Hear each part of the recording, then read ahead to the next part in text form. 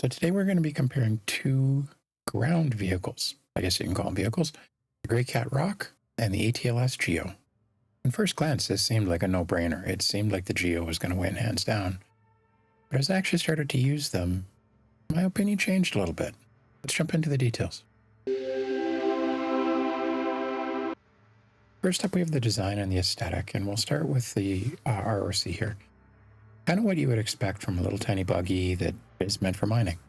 So on the back, you've got your mining bag. That's where all of your ore sits. In the front, you've got a little arm that comes down to mine. Really is pretty much what you'd expect. And as we move over into the Geo, it's very similar. So it's kind of a mech suit that's got a big backpack on it. In the backpack is where you store all of the ores that you actually refine. Now, it's also got some places for mining attachments and a handgun and a tractor beam, and you can actually remove the case that comes out of it and take all of your ore with you. Now, you can in the ROC as well, in all fairness, but you actually need a tractor beam to do it, whereas with the Geo, you can do it by hand.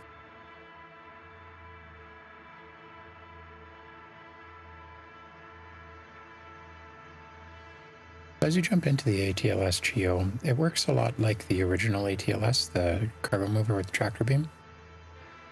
Pretty much functions exactly the same way with the exception of the mining interface and the ability to actually switch between hand minables and vehicle minables. Now, the other nice thing about it is you actually have boosters, so you can make some pretty incredibly high jumps. Now, you can't actually change direction when you're jumping, but it's still nice to be able to do it. As far as visibility, I actually find it to be roughly equal between the two vehicles.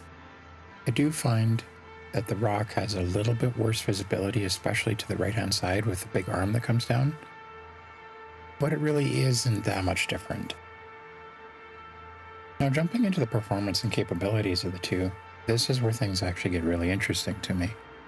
So we'll start out with the ATLS Geo here. Now, I found this incredibly easy to maneuver around, and anytime you kind of got stuck on a rock, you just jump over it. I didn't actually get stuck on a rock very often. It was easy enough to load into my ship. It was nice and small, so it'll fit in a lot of ships. And I actually found it so easy and convenient to use that I was at one point breaking multiple rocks at the same time and scooping them up. Because, as you know, sometimes you'll overcharge and it takes a little bit of time for it to go down, so why not go and attack the next rock next to it? It was that easy to move around and that easy to turn on a dime. But I found that to become very handy, and I was actually mining substantially faster in the Geo than I was in the ROC. Now, as we move over to the ROC here, I didn't find this nearly as easy to maneuver as I did the Geo. I was constantly bumping into the boulders on the surface, and when you get into tight places, what you find is you spend a long time trying to position yourself perfectly, and you have such a wide turning radius, you can't turn on the dime. But a lot of times, I just left ore on the surface because I couldn't be bothered to try and go and find it or try and actually get it. Now, once you position yourself nicely, it's okay. You do have some maneuverability in the arm. But again, I overall found it just substantially slower as I was constantly missing the rock that I was trying to target. And overall, I spent more time trying to position the ROC than I did actually mining. And especially when you consider that surface gems tend to blow up and you have to actually go hunt them down, it becomes a real inconvenience. Now, the other thing that I found very surprising is just how wide the turning radius on the ROC actually is when you consider just how small of a ship it is. I would have actually expected the wheels to turn in alternating directions, allowing you to turn on the spot. That's not really the case. It turns like a larger vehicle would, not like you would expect it to. And the maneuverability is so bad in the ROC that the first time that I tried to shoot the footage for this video, I actually ended up hitting the side of my Taurus and blowing both the Taurus and the ROC up. And I had to wait for the claim timer. This was in my hangar. This wasn't even on the surface of a planet. I have no idea what actually happened, to be honest, but somehow I was caught waiting for my Taurus to respawn. Really, I mean, given the maneuverability, that must mean that the Geo is the perfect ship and this review is really over, right? Well, I would say yes until I filled up my Geo.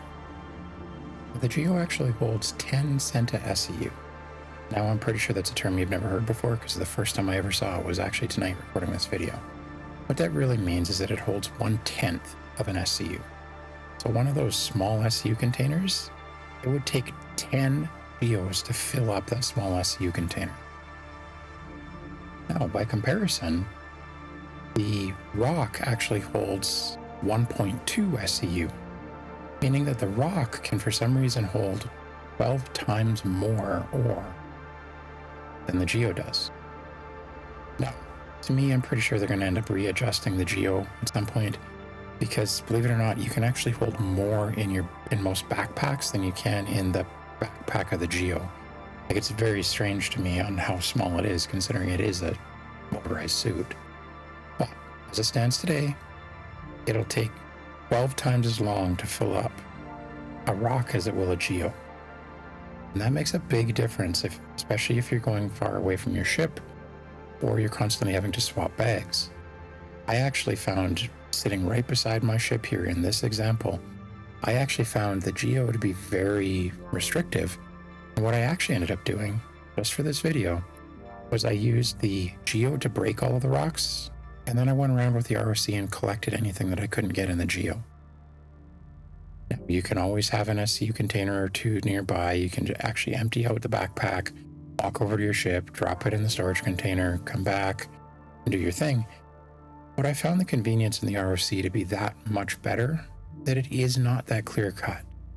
It is not a cut and dry between the two ships, and it really is going to depend on what your use case is. This brings us to the cost and the value comparison between the two. So I'll start with the ROC. Now, the ROC has some interesting different use cases that you can't necessarily use the Geo for. For instance, you could go to a mining outpost, bring up an ROC, you rented one of course, or even if you purchased it, and without having a ship, you could actually drive the ROC to the different ore locations, harvest what you need to, drive it back to the mining outpost, and sell the goods right from there. You can actually use the ROC with a fighter if the fighter was the only ship that you had. Now, that's not the same for the Geo. The Geo really does need another ship to be part of it. But that being said, the Geo is small enough it'll fit in just about any ship that has a cargo bay. I mean, I'm sure the smaller ones, it's probably still an issue, but it'll fit in a lot of places that you wouldn't necessarily expect it to. The other thing is the ROC, with having the larger cargo pod on the back, it does lend itself a lot better to actually going out and finding multiple deposits and then returning to the mining outpost and dropping them off and selling them.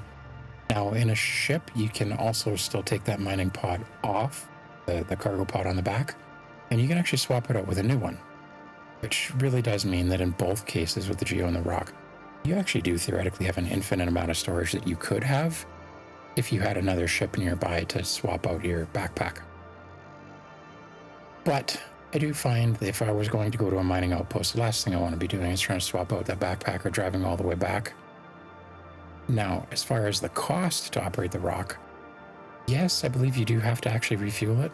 But to be honest, in all the time that I've ever used mine, I don't think I've ever put any fuel in it.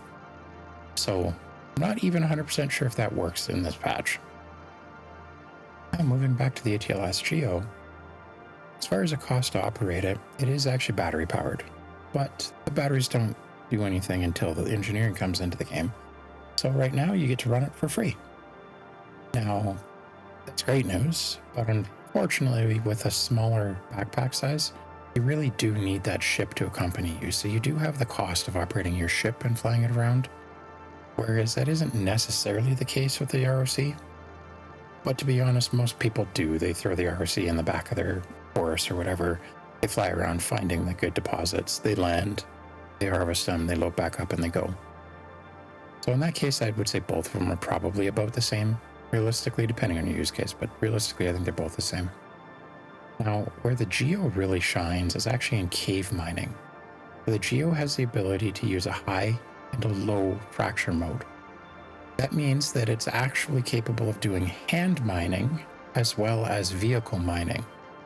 So it's actually a competitor to both the ROC as well as the multi-tool or the dedicated mining tools, which actually does help a lot, especially with the aligned to mine events or you can just hop down in a Geo, harvest whatever you actually need, and you're good to go. But again, your cargo size on the Geo itself is still very restricting. So there's a little bit of a balance there. I don't think there's really a clear winner in this category, and it really depends more on your use case, I think. As far as your cost to acquire them, ATLS Geo cost about $40 US in the pledge store. Greycat ROC cost about $55 US, which does actually put it at, I think it's about 40%-ish more expensive. Now, the Geo is not currently available in game and cannot be rented. And this is one of those cases where I think I have to give this one to the ROC, because the ability to rent the ROC, do what you need to it, and then just basically return it and go about your day doing whatever else, makes it a very easy moneymaker. And your rental fee is only about 2,000 credits, which is almost nothing, especially when you're starting out and you're really trying to get acquainted in the verse. Now, to have to pay for the Geo, that could actually get a little expensive, and you have to be kind of a dedicated player to want to pay $40 for essentially a hand mining tool. One thing to note is that I do believe that when the Geo comes available to be purchased in the in-game stores, it'll probably sell for about 75,000 UEC, which does put it about 3/4 of the price of the ROC. Now, that's based on the price of the ATLS, the original ATLS, the Tractor Beam one, being about the same real-life money price. So there's only speculation until it actually is released, but only time will tell for that.